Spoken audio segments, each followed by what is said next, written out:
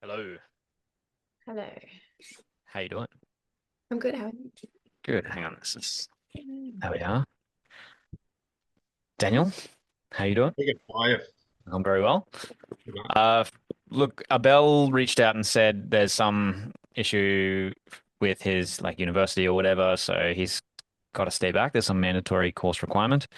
Well, like I said, this was not going to be an additional content heavy session. It was really just integration session to chat about. So with that said, new and good in celebration, and then what are you experiencing at the moment? Anything you want to chat about? So, Dan, why don't you You kick go us off? first, Dan. Yeah. Celebration, yeah, celebration. Yeah, so a big week this week was around joining Regan in a some a 2 year commitment to Regan and his just for your background, Mel, I've been talking offline. I talked to Regan about doing a PhD in this area, and I've been looking at different opportunities. Anyway, so we had a discussion about it, and there were some issues around, finding a university that would issue a degree on this basis, and then the two other problems were around. I don't have the undergraduate degree Mm. background. I've got undergraduate degrees in other things, but not in this. And the other thing was just the cost, like however many tens of thousands of dollars. So when we sort of went through it, those couple of things kind of ruled it out. However, Regan's grand vision for the School of Alchemy was to provide, amongst other things, a structured learning process or program, I guess. So again, talking offline, we got a bit excited about the proposition of just learning, and more about consciousness and transformation and stuff. So I said, yeah, I'm in, 100% in. So So we're going we'll to do use a our own similar, PhD program. yeah. So yeah, and it's the same framework. It's exactly the same framework. And I've done a research. I've done a master's by research, so I understand basically the simple process. Like the PhD is a bit more complex, but just general structure, I understand it. And we're going to follow that structure and then yeah, just get on with it. So yes, I've been beavering her away on that. So Regan gave me this 10 slide pack to do. So and I've just been working through that, and it's just taking me a little bit longer than I thought. So we were going to catch Good. up again this So week, it but should. yeah, so Yeah. So it's good because though because I'm just having to research some of the history of alchemy. So I'm just learning a little bit about transmutation and a few other things. So that's been really good. yeah, So that's my thing, my excitement of the week, and this will be an excitement for a long time. yeah, yeah. So I'll probably Because roll it out every week, but anyway, it's good. one of the things I used to like guide people in their honors years, PhD students, etc. So it was very much feeding into the idea I had when I started the school, is I wanted to help people in their like research projects, but I recognized that a lot of the students I was working with, they're really clever, right? But they're not very self-aware oftentimes, right? And so I was like, well, what if we took this intelligence that they have and turned it inwards, right? And did projects on themselves. They were the project, they were the thesis topic, right? And so Dan and I have had that conversation, and we're going to go ahead, and he's going to Crack be my on, first man. PhD student. And we Which call it, reminds me, which yeah, reminds me, Regan, you haven't sent me the invoicing system. that's true. That's true. I wanted to, there's some things I wanted to get set up and make sure Yeah, that it's okay. No, that's all right. sorted, but I thought you may have yeah. sent it and it didn't come through, but No, I've no. been What looking I'll out do, for it. I think when we meet on your first milestone, we'll My first boss. yeah, we'll sort it out then. All right, Um, awesome. Okay. so we're calling it the Yes. PhD program, and it's going to be the practicing higher dimensionality. Yeah, practicing Right? high dimensionality. So yeah, Practicing. so we're gonna Good. map alternate timelines, and we're gonna alchemize Daniel, and we're gonna have a systematic, like, because alchemy is it was a systematic process, right? The alchemists took very detailed notes, and they were doing their own projects. They were trying to turn lead into gold, but they realized that actually that whole process of purification, etc., applied just as much to the internal world as it did to the external world, right? Yeah, yeah. And so they realized that if they wanted good results in their experiments, they themselves had to like cleanse and purify and be really objective. And that's actually what led to science as it is today. It's So pretty it's cool. it's It's really pretty wild, cool. very It interesting. is. It is. Congratulations. So yes, very. We'll Yeah, see how you're it goes. excited. I'm excited too, man. Like this is gonna be Yeah, awesome. I'm so I am too. I I'm think. excited for you. I'm like, oh, this is cool. That's huge. yeah. We're even thinking like because I used to do scientific conferences. Dan used to do conferences for his field. His So model, yeah. I think if we, because I want this to be experimental as well, like we will actually be, obviously there's a kind of a spiritual development side to it and personal development, but we're actually going to do experiments. And as you guys now have done with the gateway training, right, you can very systematically create these experiences, right? Mm. So there is an element of like tight methodology here. And so what we want to do, because there's a methodology in science called repeated measures, right? So in some, like say a drug trial, you might give one group the placebo and one group the active ingredient, right? And then you compare the two. But you can also do these tests that are called repeated measures. So it's like, well, we'll measure this group at this time, and then we'll measure this group at this time, and then we'll measure them again. And you can look at changes over time. And because it's the same individual being measured, you're controlling for random fluctuations, right? So if it's placebo versus active control, it's like you might have a whole different group of people in the active control versus the active thing versus the placebo control. So there's a lot of individual differences that you have to control for. Whereas in repeated measures, you don't have to worry about it because it's the same individual. And so that's the kind of, we can still do good experimentation in that repeated measures sort of framework. So it can be reasonably scientific and we can operate on the spiritual realm. And then with this kind of technology, the gateway technology plus AI, like we can actually run this, I think, better than a lot of labs do. Genuinely, we can do this like properly. So it's gonna be awesome. Yeah. Great win and great share. Yeah, thank you. Angie, we're just doing news and goods and celebrations. So Lovely. and Dan's gonna do a research project with me. That's his win. Then, sorry? He's gonna do a research project with me. Ah, beautiful. Wow. Congratulations. All right. Why don't you share with us, Mel? What are you celebrating? I'm celebrating. It's kind of been like my first time being like a full-on single mum doing everything on my own. So, and I'm not being like losing the plot. So I'm celebrating that. There's still time, don't Trying worry. to keep thriving instead of like I'm just surviving. So yeah, I think I'm doing pretty well considering. So Wow. Well, I have been impressed with your level of like you seem clear, you seem calm. I know that this, like that old imagery of the duck floating on the water, and it's like calm, and underneath, yeah. I'm sure that is the case. Exactly how I feel. You are doing great. At home, I'm like, but yeah. I'm happy to I'm happy to see that you're still able to maintain at least a very convincing appearance of balance and calm. So. No, yeah, I'm doing pretty well. And like I'm impressed, like I'm still showing up for my clients and I'm still like doing my podcast and I'm still doing all of that and I'm still like really enjoying that stuff. So it's been nice because that's the one thing that I can do and like the thoughts I'm not getting distracted. Like usually I'm never any good at compartmentalizing my thoughts. It usually is always so overwhelming and I'm usually extremely emotional and I'll be the kind of person that will like take 2 weeks off work and sit in my bed and cry. And I haven't been doing that at all. Like I've cried a couple of times, but not in an overwhelming like kind of a way, just in a like, okay, I'm going to sit and feel this emotion and then let it pass through me type of a thing. That's awesome. So yeah, there's been a big shift in the way that I handle things, but I might still just be in a bit of shock. I don't know. For sure. Things will come at various times, like it'll come in waves. But I mean, you're not obviously a stranger to these kinds of things. Like you coach, you do a dreams. Exactly. I'm sure you're pretty self-aware overall. Yeah, and my dreams have like really increased a lot, and I've been getting lucid like almost every second night. Okay. So that's been really helpful and like exciting, and yeah, it's been Do good. you drink your tea? Is that like a nightly ritual for you? Like I do, but not a lot. I probably only have it like once a week. Like just if I'm feeling a bit wired and like struggling to sleep, like if I'm doing something late at night and I'm a bit like, ooh, after it, then I'll have some, but I don't drink it that often. Okay. Yeah. So you're achieving lucidity and good, clear dreams without any assistance. Like I know that you said you teach other techniques, right? With like the alarms and the journaling, things like that. Oh yeah, I'm not using any alarms at all. It's just like setting intentions when I go to bed about what I want to dream about. So I'm asking questions. Yep. And so they're coming through and they're coming through really clear.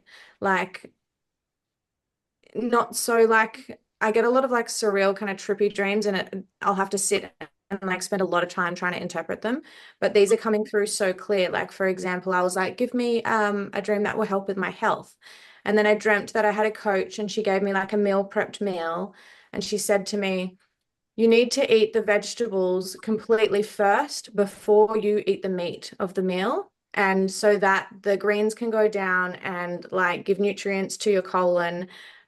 Otherwise, the meat kind of like blocks it and takes a longer time to break down. And then the vegetables are kind of stuck up in your stomach and your colon is not getting enough nutrients. And I Okay. woke up and I was like, that is really specific. I wonder if that's true. And I Googled it and it is. Yeah. And like I have celiac disease, so I have like intestinal issues and things. So I was like, that was so specific. So I'm like, That's okay, wild. great. So I'm doing all these things. And then I dyed my hair brown. You can't really tell, but I had another I did dream. notice there was a difference. It wasn't clear exactly Yeah, what you're that like, what is actually it? makes But yeah, I sense. put some brown because I'm naturally a brunette. And what happened was I asked my dreams, show me a way that I can streamline my life, and like remove blockages and streamline my life. So then my dream, it was super simple as well. I was sitting on a bus and there was a girl behind me. And it was interesting, this part as well, from what we're doing. She grabbed my hair here right at the crown of my head and like yanked it back like that. Like it was quite aggressive. I was like, whoa. And then she said to my ear, in my ear, like, why are you always dyeing your hair blonde, pretending to be something you're not, and like shoved me forwards. And I was like, oh my God, that was full on. Yeah, But in wow. the dream, like I became lucid because my emotions spiked. I was like, oh, this is a dream. And then I argued back at her because I knew I had a hairdresser's appointment booked for Tuesday. So I turned around to her and I go, yeah, well, I'm going to the hairdresser's on Tuesday and I was going to ask her to go a bit darker anyway. And like, but so I honored that dream, but then I took it one step further and I also removed my acrylic nails. And I'm just like thought, well, then I'm not having to go get them done all the time, paying extra money. Like I don't need them. That's kind of pointless. What's the point of having like longer nails is pointless. So I thought that it was nice because it kind of strips back a layer that I don't need there. Like I liked the blonde because I thought it was more like my personality. But if you think about it, your personality is your personality. It's not how you look. Yeah, So I was like, that's stupid. yeah, So yeah. So very that's the sort interesting. of thing that's been going on. I'm always in these kinds of conversations, I'm always reminded how low maintenance it is being a man. Yeah. Most I have to worry about is like maybe once or twice a week I'll just trim this up a bit, make sure it doesn't get too wild. All right, awesome. So look, there's a fair bit there that you're holding it together. Also, obviously it should go without saying, but I do want to make sure it is said. If you need anything, reach out. Happy to chat.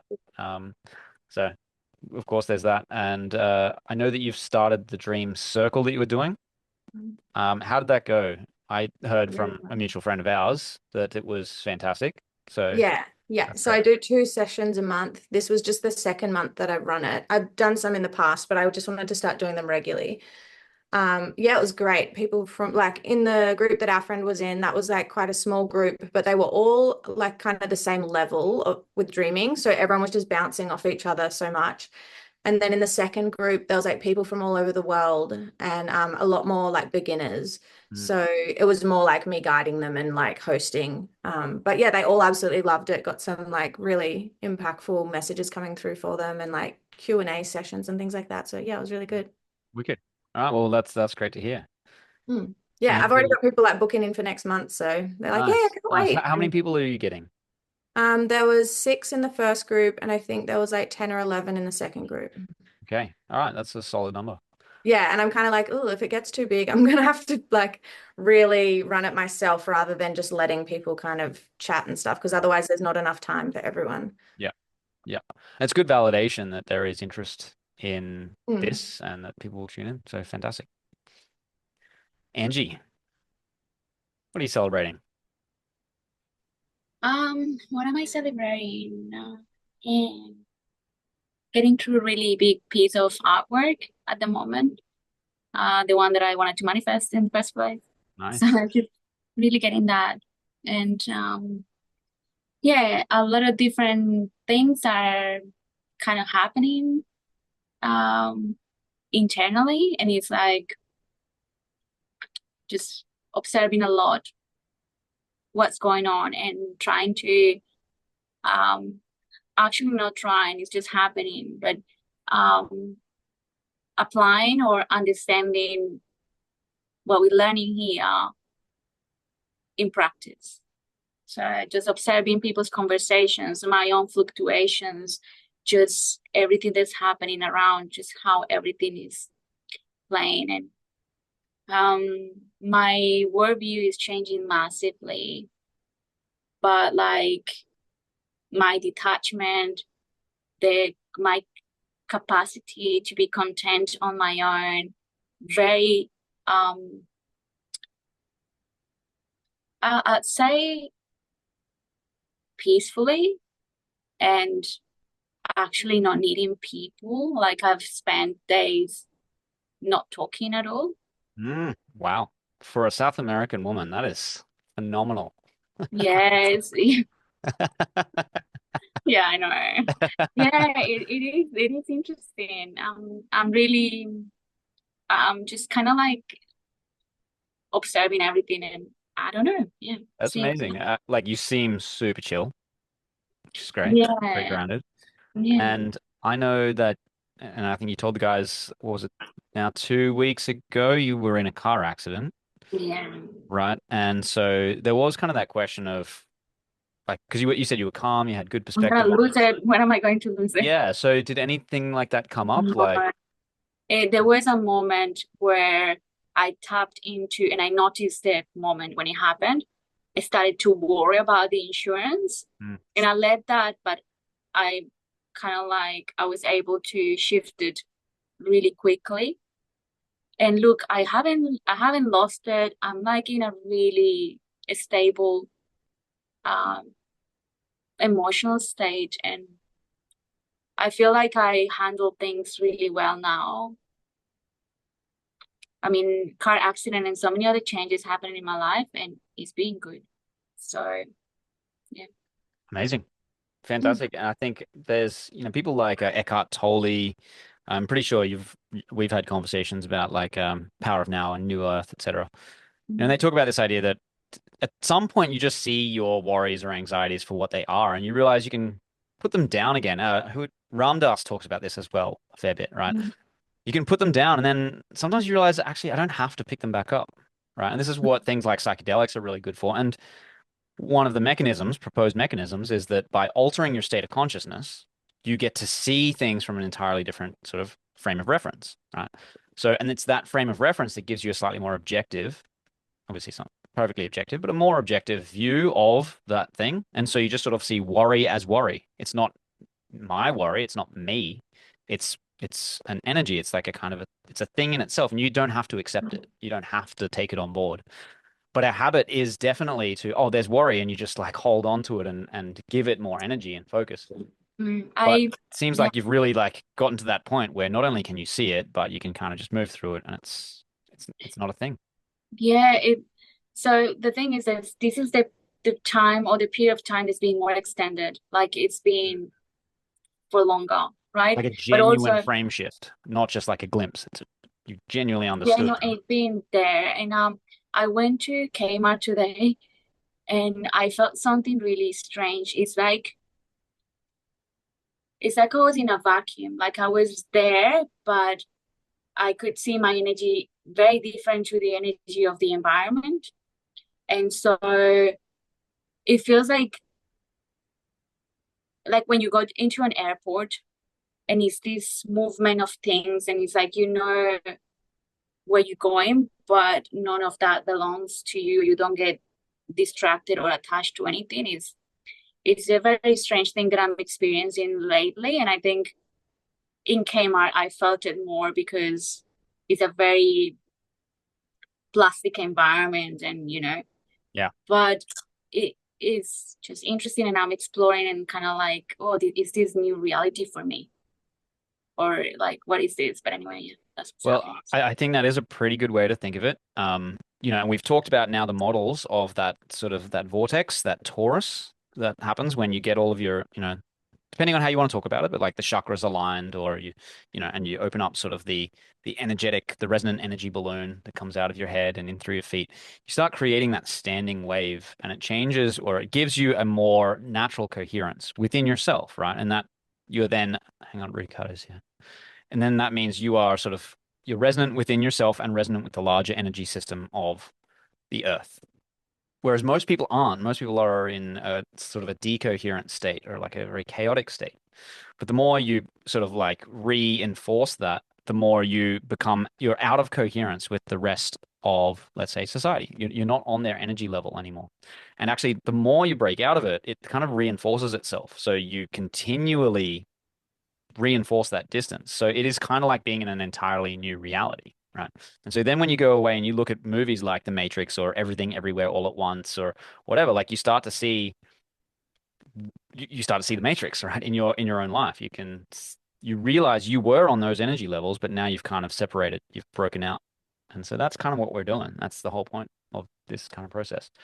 Remember at the beginning I said it's important to be focused on something good. It's important to have those good values, and because when you do break out, like, because you can go the other way, right? There are people, who become psychopaths, and they feel the same thing, but they also feel like the whole world is either against them or evil or needs to be taken out. Like they're the judge that, they're going to just end this, and they just take as many people as they can with them, right? Yeah. So that's like going the other direction. You're kind of hopefully going in this direction. And I think naturally we're all sort of moving up, hopefully. And that's what Bentov's, like the video that Ricardo sent around, that's what he was talking about. We are all making this energy transition, but some of us will leap up a bit faster. And potentially, by the sounds of your experiences over the last few weeks, the training we're doing, and how you're talking about it now, it seems probable that that's what you're experiencing.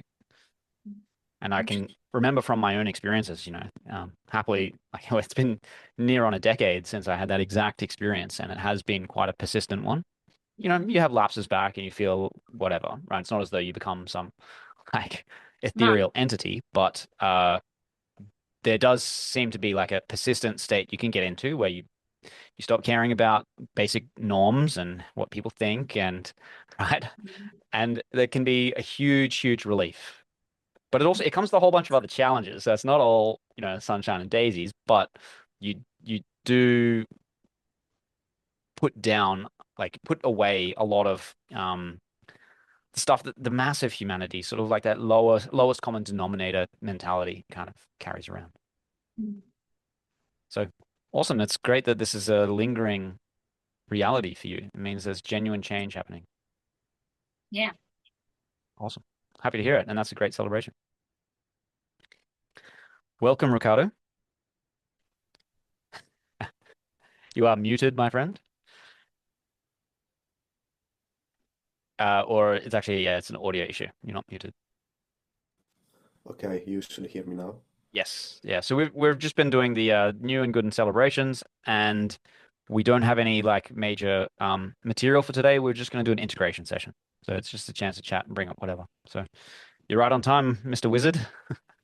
Good. Your turn. Sorry for being late. Yeah, like hard to celebrate this week because I've been kind of sick all week long, so I've been under the weather. Still, I can celebrate that I survived. So it's always something to celebrate. Yep. But yeah, I didn't progress much on the book or that stuff because I couldn't focus a lot. Sure. So I kept doing the free flow from wave one, and I plan to move forward this week. Okay. Cool. Hope everyone is fine here. It seems like it. There's been some good wins, interesting experiences. I'm happy to bring everybody back in together, but I wanted to draw more out of you. I know that most of us had been listening to the files through like the app, and I know that you had been downloading them.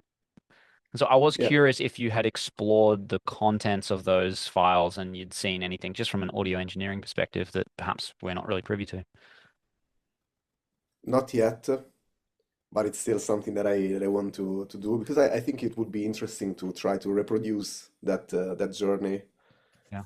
And potentially learn how to make something similar, but using your own voice to guide you. Because I think like a guided meditation, when you use your own voice to guide yourself, it could be even stronger, like Yeah. a more powerful experience. So something you could use with your clients or something like that, like personalized affirmations.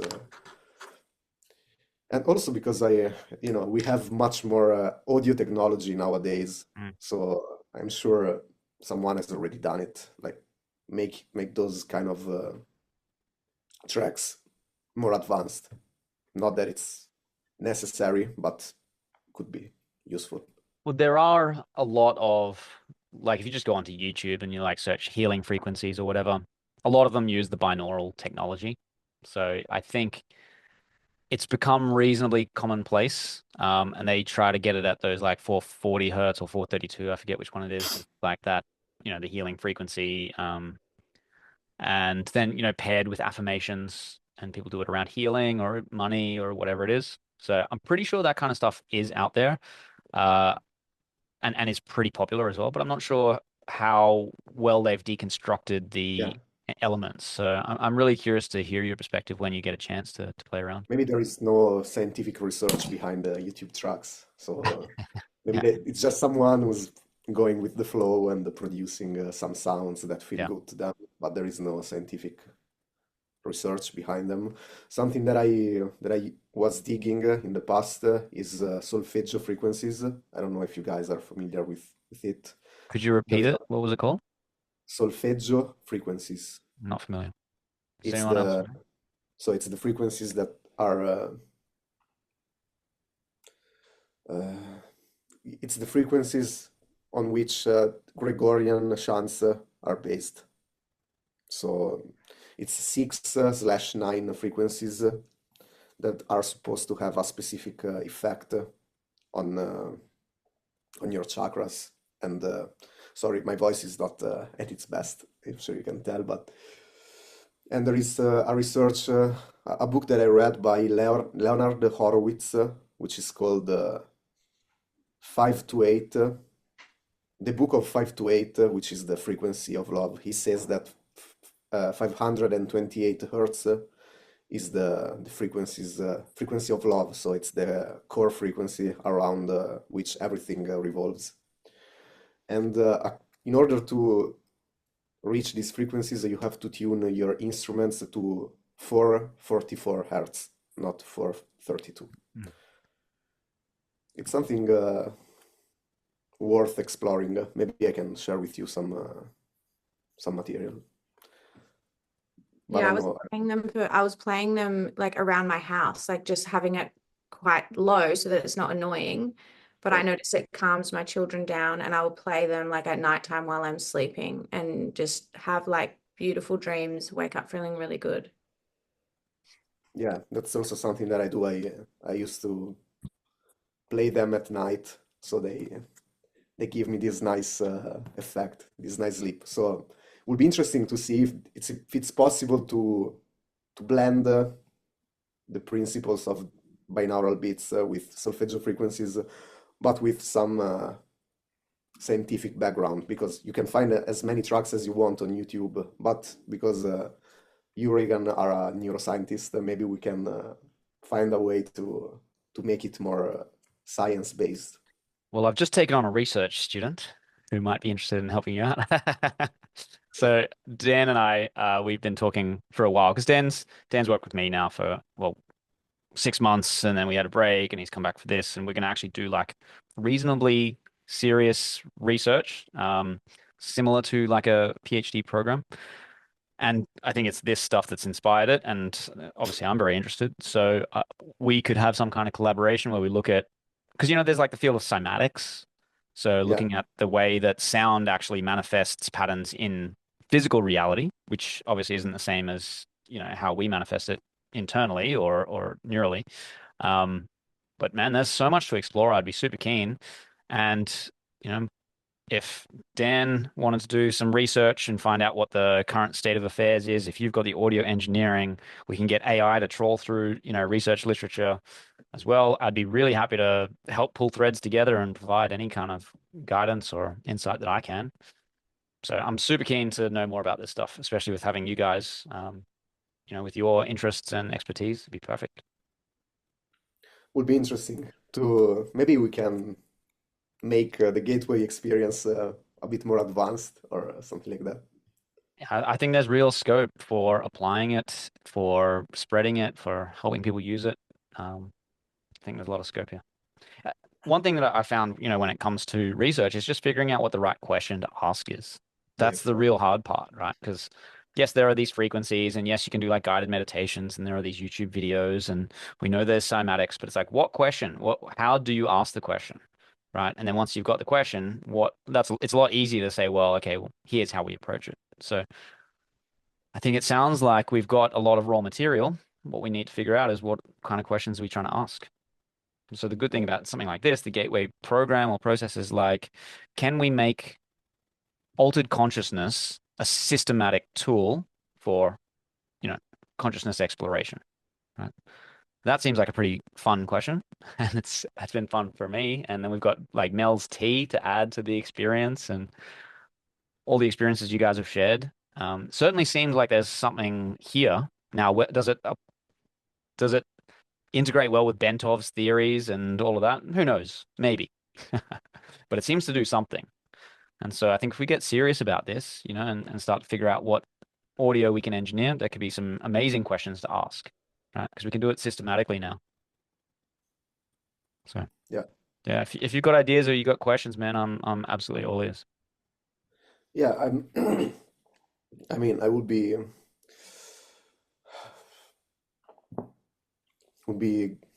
curious to understand if these solfeggio frequencies there is some way to prove them scientifically, because I read the book. But to be honest, I don't fully understand the math. Okay. Can you just very briefly explain what is a solfeggio? I think that's the word, solfeggio frequency. Solfeggio, it's from Latin. It's like, do you want to know what solfeggio is? If you could give a brief definition and just general explanation. You don't have to go into super detail. I mean, you can go as deep as you want, but just so I understand what we're talking about. Yeah, basically there are these 6 frequencies plus 3 that have this effect on cymatics. So they tend to create perfect geometrical figures. And these were the frequencies that were used by monks to sing the Gregorian chants, so ancient songs of ancient church songs. The one with a choir and stuff. So Mel's put into the chat some info about solfeggio. Yeah, Sorry, I go also on. just added a playlist there for you so you can hear it Oh, later. got you. Oh, awesome, thanks. Sorry, Ricardo, please do continue. And each of these frequency is said to have a specific effect. So there is 5 to 8, which is the so-called love frequency. I guess we can find Yeah, so Mel's found there's like it's 174 for pain relief, 285 for healing tissues, 396 yes. for liberating guilt, 417 for facilitating change, 528 for transformation, miracles, DNA repair, 639. So this looks like there's a number of them. Is this what Nikola Tesla was referring to with the 369? If you Well, they are closely related because I think if you they all 3 plus 9. They have some math relationship between them. So if you sum them, they all become 3, 6, or 9, I think. So it's like I think they call it's the harmonic frequency, right? So you can decompose, say 9 into thirds, and it would be 3, and then double of 3 is 6, or you can decompose 6 into 2, and then it would be 3 and 3. And so you have these, and they basically reinforce each other like constructive reinforcement, right, of sine waves. Yeah, basically if you do 1 plus 7 plus 4, it's 12, and then 1 plus 2 is 3. Then you do 2 plus 8 plus 5 is 15, and then 1 plus 5 is 6. Then 3 plus 9 plus 6 is 18, and 1 plus decomposes 8 back into the 9. So all these number, their sum, the Pythagorean sum is 3, 6, or 9, basically. So Gotcha. they are related to what Tesla was saying. Gotcha. Because there's sadly I wasn't that big into EEG, which is the the skull cap with the electrodes all over it.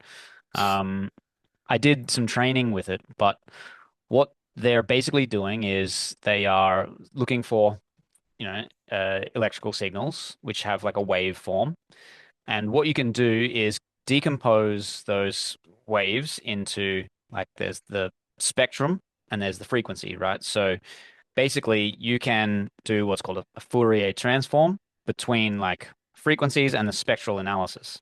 All that means basically is that there's a relationship between, like, you can sort of perfectly describe sort of reality or nature or brain waves, etc., using one set of like one language, and then it translates perfectly back into another. And it's sort of like, how would you best describe it? Sort of like, I guess it's a transform. It's like they're isometric. I'm not even sure exactly how. Like I said, I wish I'd studied it more, but because it's all about like the harmonic frequencies of the brain, and you can basically, fuck, I can't even tell you. It's like, I think it's what you're getting at, and anyway, I don't know the language for it right now. Yeah, but basically it's all like the idea is that there is there are good frequencies and bad frequencies, meaning that they are related to the phi number, so the number that makes a circle, basically. So you cannot just tune your instrument and have an harmonic effect on Yeah. a water molecule, Yeah. like with any tuning. You have to find the right tuning, which is related to the circle. So the math that Leonard Horowitz presents goes back to the circle and to the phi number, so the perfect ratio for creating a circle. And from there, he derives these solfeggio frequencies that then happen to have a harmonic effect on water molecules.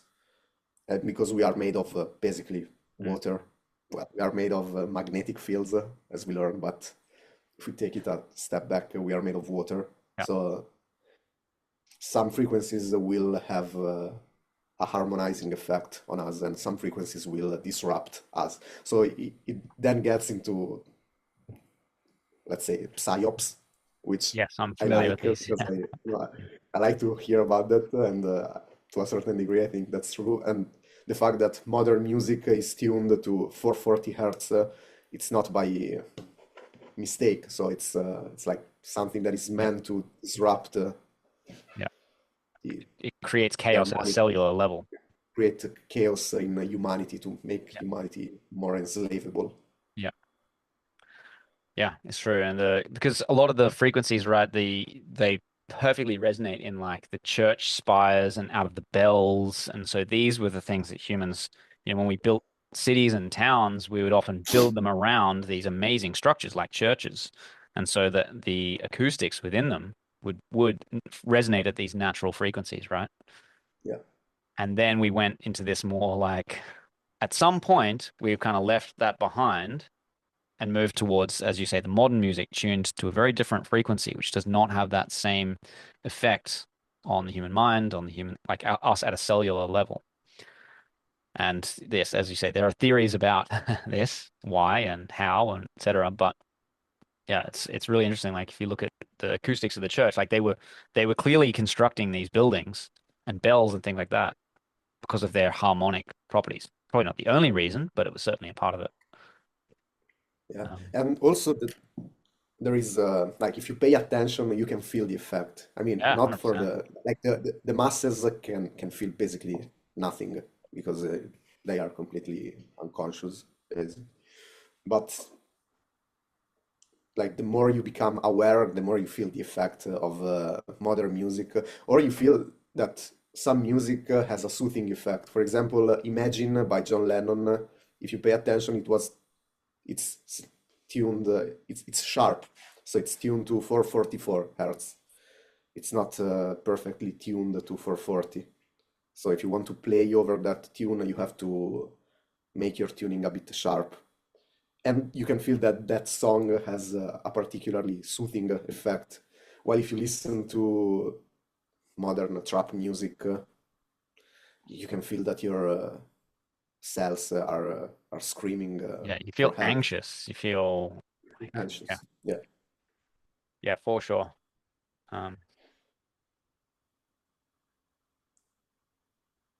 Yeah, interesting.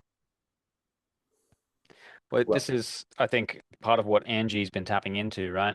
You're saying, Angie, that you feel like to some degree you've kind of you've got that new and elevated perspective, and I think you would probably find you're very sensitive to new things. Like you're noticing a separation from, say, like the masses or from other environments, right? But what you would also find as a corollary to that is that you become far more sensitive to certain things that raise you up, right? Yeah. So It's like it's almost like there's a mental distinction that we can make when we are around others. This person is different to me I mean, in a sense that I don't belong in this person's world. Like when you walk into a shopping center and you see people that are very different to you, like you don't cross paths or anything. But this is not a mental exercise to me. Like it's not about judging or creating distinctions. It is a thing about as if there's like words non-colliding. Like there's just me in this vehicle, kind of like moving myself around, but there's not I'm not consciously repelling anyone. It's just it's not yeah, becoming part of my world, and I'm just going. It's the best way I can explain it, but I don't. well, you're on different frequencies, right? You're not harmonizing at that level. It's like the tuning forks, right?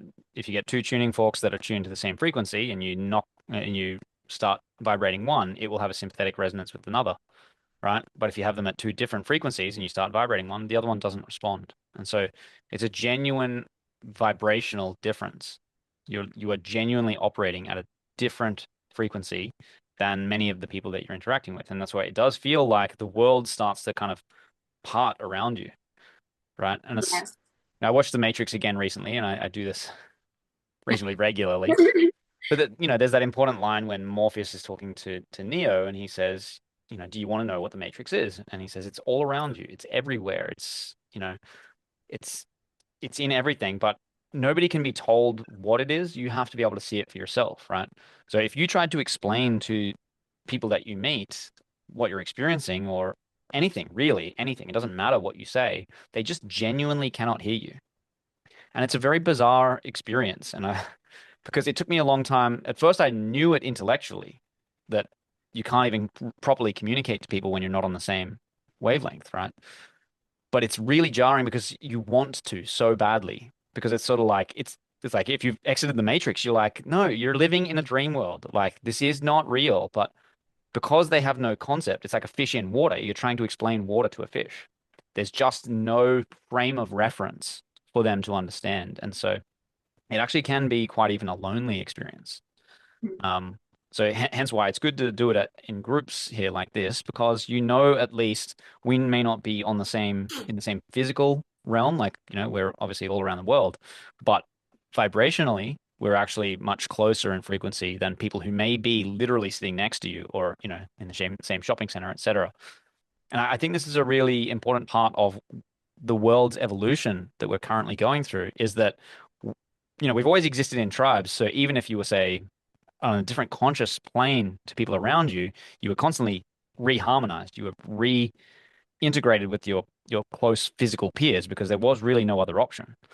That's not true anymore. So what's happening, I think there's a great reorganization of, I guess, the collective consciousness or our species, where we are now finding people who are on our conscious level, right? So there's a sort of the people that you're around physically may not be the people that you're around harmonically, energetically, vibrationally, spiritually, right? And so you're seeing this sort of like almost it's a separation. We're still sort of early days of this separation, but it's happening according to, I guess, the conscious work isn't exactly the right word because sometimes it's not really about work, but just how you are resonating with your consciousness. And so I think that's the early stages of what we're experiencing, what we're seeing. And so, back to your point, Ricardo, like if we do get this right and we start to help break it down to its energetic components, its vibrational components, its audio components, its practical components, and we can induce altered states of consciousness, you may find that the person who is at least curious, who in another lifetime or 5 years ago wouldn't have had the possibility of waking up and so therefore would have stayed low, actually now has the opportunity to go on that journey and to start, raising as well. And I think that is where our opportunity now lies for people, in this, who want to do this. So that's kind of the path I'm taking with coaching and things like that, is to try to reach out and make connections and guide and lift people up who want to do this. Right. And I think we now have that opportunity, and the tools are available as well. So it's actually a very exciting time. I think on that as well, it's like we might feel like we're sort of being separated from others, but I've been noticing that people are being drawn to me. Like, not everyone, but like just I've had a couple of randoms just come up to me and be like, "Hi, I just needed to introduce myself to you. Like, who are you and what do you do?" And I'm like, "Oh, I'm a dream therapist." And then they're like, "Get the fuck out. Like, I have lucid dreams I've never told anyone in my whole life." And it's just like, because I'm vibing on whatever frequency, then I'm going to attract people on that frequency. So even though we feel separated from like a lot of the general public, just keep in mind that you're also going to be attracting people that are on the higher frequency now, and they're going to start showing up as well. So it might feel lonely now, but just keep in mind that it's not going to be forever. And then the new people that you do meet are going to be of more quality and substance and like interested in the same things as you. So yeah, I found that really positive. And like that experience is really well grounded in the physical theory of what we're talking about, right? Which is that as you create this sort of torus, this vortex, you're doing what's called polarizing, right?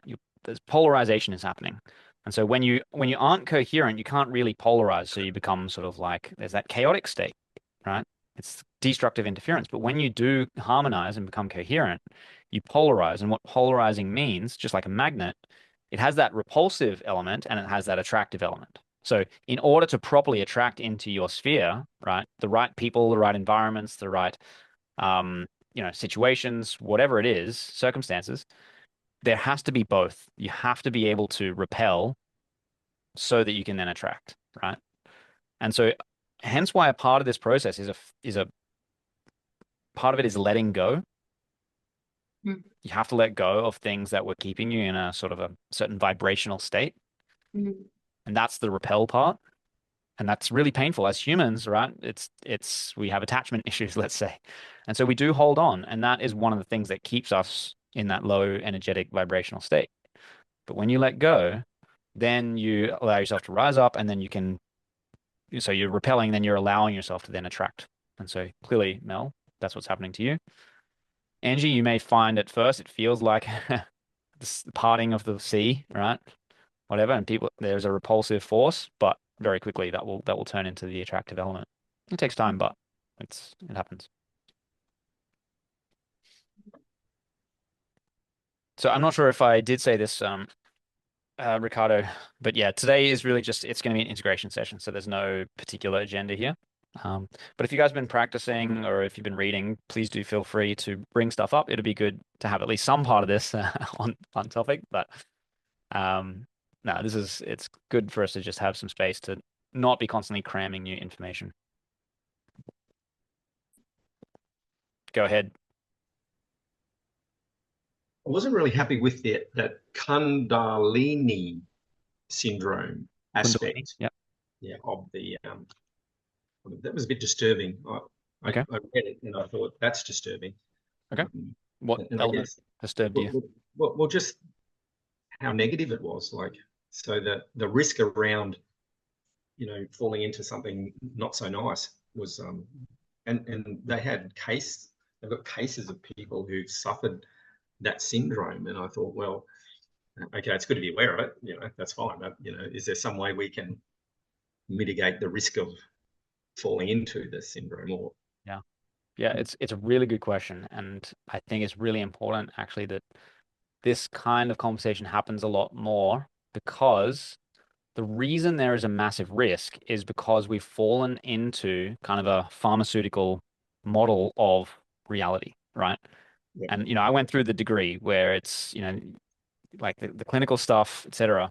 What we've accepted as a model of reality is a clinical model. So it's, pathologizing the normal spectrum of human experience. And so if you are not, normal, like you've got what people call neurodivergence, whatever, ADHD, etc., this is a pathology according to this model. So you need to be medicated, right? And they instill fear into you. They instill fear into parents about not having normal children. And so it's not dangerous in and of itself. That's not where the danger lies. The danger lies in our own interpretation of what's happening, pathologizing these experiences. Because actually, one of the fundamental human experiences is spirituality, is connection, and etc. But when you spend so long in a box, that pathologizes anything outside of that box, then stepping outside of it feels like death, right? It feels like you're flirting with death. So the Kundalini syndrome basically is people who have a very Western idea of life. Everything is very, compartmentalized and analytical, etc., experiencing very viscerally complete dissolution of ego and, feeling the spiritual energies through them. And they don't have a frame of reference. Yes. Right. So it's like someone falling down the rabbit hole or, taking the red pill and like, Neo freaks out and they say, as he's going through that process, they say, we don't usually free a mind after a certain age because the mind has trouble letting go. Yeah. Okay. So that's what it is. It's just, it's trained into us, conditioned into us to see the world a certain way and to step outside of it. The mind can have a lot of trouble, and it can be even deadly because you can fall into psychosis, you can fall into paranoia and all these other things. So yeah, the danger is actually the conditioning of the mind and not the thing itself. Does that make sense? Yeah, that's great. Yeah, good. Thanks. And does that align with how other people kind of see these things? I saw some nodding going along, and I suspect there's some decent, like people have experienced a pretty broad spectrum, so maybe know what I'm talking about. Yeah, I know what you mean from my personal experience in that I was diagnosed with ADHD and I was like heavily medicated because apparently I have like the most hectic kind. And it was like quite debilitating for myself. And so for like over 10 years, I was on like a really high dose of dexamphetamine.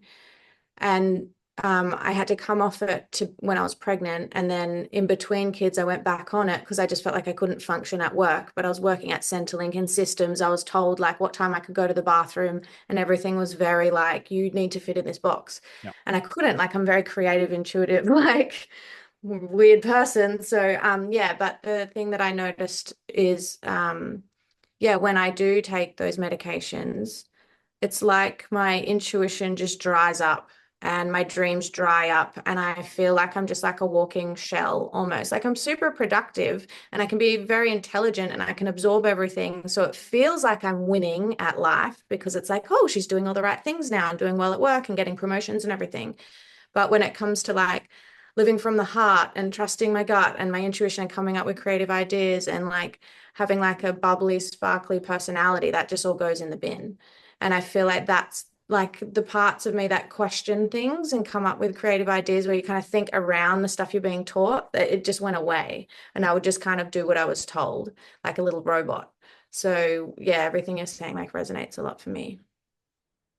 Yep. And such a common experience. Like I had so many clients come to me with all these diagnoses and the story they told me, like honestly, what you just said is just and it's horrible because I was always like my whole life told that there was something wrong with me and I was the naughty kid and I'd have my own desk attached to the teacher's desk and like I was always in trouble. But now I see it completely differently and it's like a total superpower for me. And it's like if I didn't have ADHD, I wouldn't be such a great dream therapist. Because I am just obsessed with it, that I can just hyper focus and learn like way more than anyone else and see all these different perspectives. And it just has been really good for me. And I'm like, so what if I talk too much? Like, suck it up. So exactly. Now I'm sort of like, that's just me. Everyone else can like accept who I am rather than me changing who I am to fit into their boxes. Yeah, and I think you've come to the exact right conclusion, is that unique way of operating is your superpower, right? Yeah. That is your superpower, and we all actually have these superpowers. Yeah, and the only time that I feel like my ADHD would be like out of control or like really affecting me in a way that I was miserable was only when I was trying to meet other people's standards. Yeah. If I lived my life in the way that worked for me, then everything was sweet. Yeah, I think there's a part of that is there's I talk a fair bit about like the hero's journey, right? And part of that process is to some degree you do have to meet other people's expectations. Like that is a fair enough expectation of society and family and culture, whatever. Like there is a Compromises. degree there's a degree to which that is appropriate, but we all of us have to actually break free of that as well as a really important part of our maturation and development. We have to go on our own path, and sometimes that's going to look pretty ugly because we have to disrupt class, we have to break laws, we have to act in ways that the collective mind would see as illegal or bad or whatever. But there's two paths here. Like one can be, sort of like the Martin Luther King or the Gandhi, etc. It's like we are breaking codes that need to be broken in order so that the entire structure can be reformed to be a more enlightened or a better, a pro-social, whatever structure. So the person who breaks away from that actually can help remold the entire structure. But there's also the other side of that. That's the rebel without a cause, the lone wolf kind of school shooter, etc. It's just like, no, fuck you. I'm just going to do what I want. Right. And that's obviously the danger. Society tries to protect against that. Right. But at the expense of, suppressing the people like yourself who you genuinely just want to live your fullest expression. Right. And so the hero's journey really is about being on that side, breaking out of society's structures in the healthy way, but ultimately so it reforms yourself, taps into your superpower, in which case you can reform the needs and structure of society. So I really like where you framed it, and honestly, your story it's not uncommon as well, and it's fantastic that there's more language to speak about it. I think Ricardo was gonna say something, and then I cut him off. So I want to give you the floor for some time, and then I think it looks like Dan's chomping at the bit as well. Well, from my personal experience, what you said is very true. So that's what I've been through in the past few years, starting from 2018, was like having a glimpse of what the matrix is, and then coming back into the matrix. You have this feeling that you want to let everybody know because they will be so happy to know. That, you have the answer, so people will be keen to hear the answer. And people actually start to hate you. So they not only like if you are lucky, they tend to ignore you. Yeah. But some people really, they want to crucify you somehow, like just like Jesus. The figure of Jesus teaches. Not that I want to compare myself to anything close to Jesus, but that's the archetype, right? Absolutely. And also in the Plato allegory of the cave. When the dude goes back into the cave to tell everybody that they are just staring at some shadows on the wall, they don't just ignore the dude. They actually try to kill him. So they want to hurt him bad. Yeah. And that's because on a frequency level, I think for some people you become inaudible, but for some other people it becomes like annoying frequencies. So it's like a whistle in the ears that you want to push away. So there is that stage in which you want to tell everybody, and at least in my case, that stage came with a lot of judgment on my side as well. So I was feeling judged by other people, but I was judging a lot. But then there is the others, like the next stage, which is a bit more calm, where you understand that not everybody in the matrix is supposed to know about the matrix. Like most people is supposed to is at that evolutionary level in which it's evolutionary for them to be completely asleep inside the dream, and that's perfect. So that's a moment that was really soothing for me. And regarding the Kundalini awakening, that's something that I used to search, and I think this judgment, this friction with reality came because I tried to force this Kundalini awakening with the psychedelics, DMT, and strong experiences. And you can do it. You can awaken that energy, but if your nervous system is not ready, it can really burn you out. So it's energy. It's like electricity going through a system that is not ready to handle it. And something that my teacher used to say is that when you try to pump Kundalini up your spine, usually your ego precedes it. So your ego is going first. Yeah. And that Kundalini awakening is a consequence of the ability of seeing reality as a perfect reality. It's not the cause. So you don't look for Kundalini awakening so you can see the beauty of reality, but Kundalini awakens because you already see, you already reached that point. So that's something that I wanted to share because it's been tough for a few years to be in that condition. Yeah, I really feel well like said. yeah.